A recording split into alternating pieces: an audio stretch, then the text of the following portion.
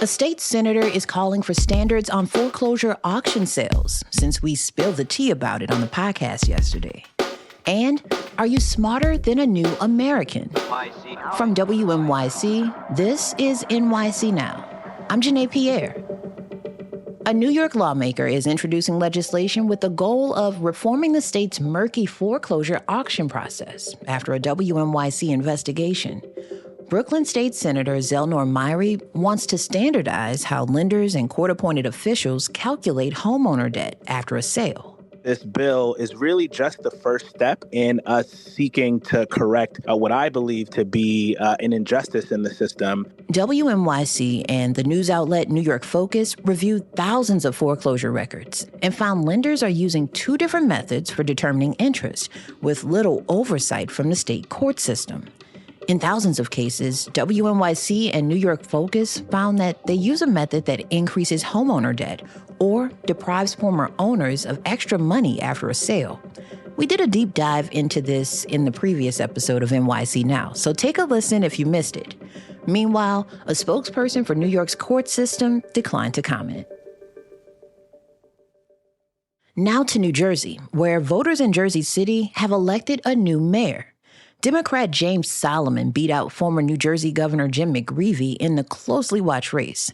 Solomon ran on affordability, which he says was top of mind for most people he met along the campaign trail. Every time I knocked on a door, the question was, what can you do? Because the next rent increase or the next property tax increase is going to force me out of the city that I love. And my campaign was focused on that and was optimistic about it. Solomon's inauguration is in January. He says one of the first things he'll do as mayor of Jersey City is create a package of legislation to strengthen its tenant advocacy division and work to keep tenants in their homes. Then there's the city's budget situation. Jersey City faces a structural deficit, and the first thing is opening up the books and making it clear that we have a plan to stabilize property taxes. Solomon knows that executing his vision for the city will come with some challenges, but he has some important people in his corner, like Senator Andy Kim, who endorsed him. Plus, there's the Jersey City Council, which, as of last month's election, is made up of mostly progressive Democrats. And speaking of progressives, can we please address the elephant in the room right now? I mean, Solomon's victory has some parallels to what happened here in New York City's mayoral race, where another former governor ran and lost to a more progressive candidate. Solomon says the core similarities between his campaign and Mayor-elect Zohran Mamdani's was their focus on making their cities affordable with real optimism. We met people where they were. We talked about what we could do to make their lives better. We didn't offer more of the same. And I think both our opponents, in my case McGreevey, in his case Cuomo, spent a lot of the campaign talking about what couldn't happen. And I think voters really were looking for change. He goes on to say that hopefully the similarity between our governing is we actually get things done, because that's going to be the challenge, to make sure that we deliver for people and make their lives better. That's Jersey City's mayor-elect, James Solomon.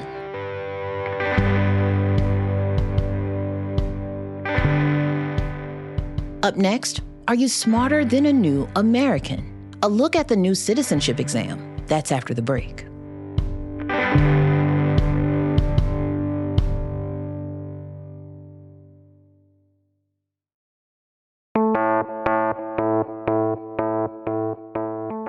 So here at WNYC, us hosts, reporters, and producers, we work closely with each other. A lot of times we're talking about what we're working on, but also, making conversation. How are your folks doing? My folks are doing okay. They lived in this country for 56 years, and they just moved back to India, where they're from. I was chatting with WNYC race and justice reporter Arun Venugopal about our families and some recent reporting he's been doing on changes to the naturalization test. If you were born a citizen of the United States, you may not be familiar with the naturalization test. It's a two-part exam that every prospective American citizen has to take. One part is an English test covering reading, writing, and speaking. And the other part is a civics test on U.S. history and government. Arun's parents and sister had to take this test to become U.S. citizens. So my dad, I was not able to reach him in time for this conversation, but I asked my sister, who's actually visiting, I called her and I was like, wait, you took the test as well, right? Like she spent most of her childhood here. I was like, well, how was that? She was like, it was pretty easy. Really? She does remember that. She says, she's like, I think it was like pretty basic questions about I think she said something like the basic amendments, like, like press and assembly. Arun says his sister, who went to middle and high school in the States, didn't have a tough time at all. She says, I think I might have studied a little, but I do think that every politician should take it. And I know that most of them would fail it. Her words. Not mine. Last year, nearly 120,000 New York metro area residents became U.S. citizens. They answered questions like, how many amendments does the Constitution have? And who was president during World War I? Well, U.S. Immigration Services announced in September that the test is changing next year. So traditionally, you get asked 10 questions, and you have to get 6 of them right. Now, that percentage isn't changing, but they're going to ask you more questions. They're going to ask you 20 questions, and you have to get 12 of them right. So you definitely have to be more prepared in certain ways. Yeah. Instead of being any 10 questions out of 100, future test takers will have to prepare for 20 questions out of 128. It is also, I think, important to note that it's not just an additional 28 questions on top of those 100. It is an adjustment of several of the questions that were in the original 100. Some of those questions have gone away, and then new questions have replaced them. That's Catton McFadden, a teacher and curriculum developer at the Brooklyn Public Library.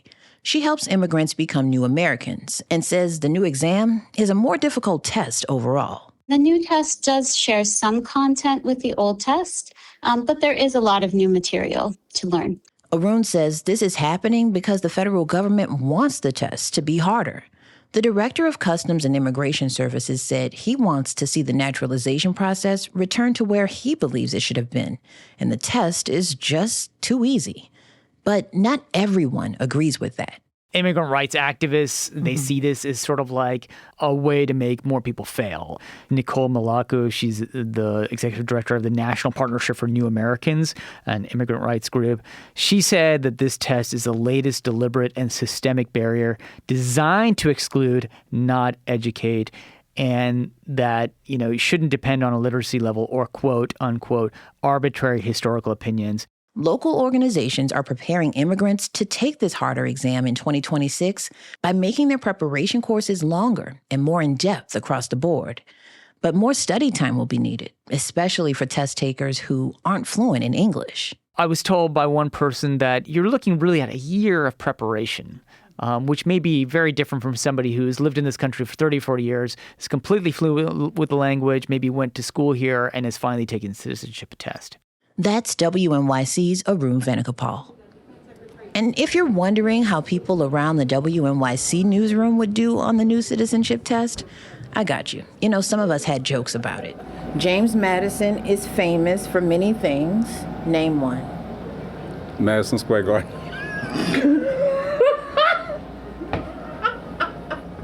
And others, like Community Partnerships editor Carla Wills, she knows her stuff. What are 3 rights of everyone living in the U.S.? Freedom of speech, freedom of assembly, and right to bear arms. Yes. Okay. Keep that Glock close, girl. All right, here's another one for you. How many seats are on the Supreme Court? 9. Very good. All right, okay. And what are 2 cabinet-level positions?